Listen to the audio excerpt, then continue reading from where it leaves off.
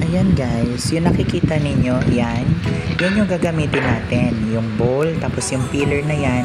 Actually, nagamit ko yan sa gitna ng video, makikita nyo, papalitan ko na lang yung peeler na yan ng kutsilyo para mas madali, kasi i-julien natin siya na hiwa. So, ayan, sisimulan na natin. Gagamitin natin yung nabili ko sa DIY. Mumurahin lang kasi yan na peeler na may pang julienne. Hindi kasi siya yung original guys. Mga nakshit. Ayan, good morning pala sa inyo. Ayan. So, ayan, gagawa tayo ng Thai salad. Thai som tam ang tawag. Pero this time, ang version ko is no tomatoes. So, ayan guys, fast forward, tinry ko pa rin siyang i-peeler ng julienne.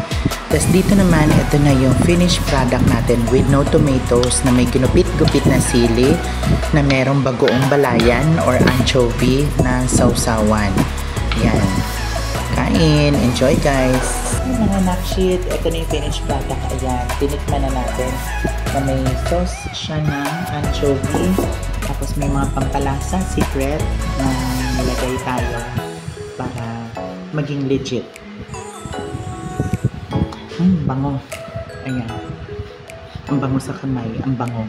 Ayan. Ang sarap. So, yun guys. Very healthy papaya salad this.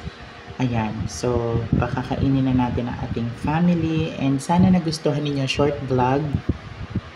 Kung bago lang kayo, di ba orange na orange yung mukha ko. Ayan. Kung bago lang kayo sa ating vlog, ayan, please subscribe, like, share, and click the notification bell. So, ayan guys. And mga nakshit, mga janakis. Bye! Ayan na, kain tayo. Bye!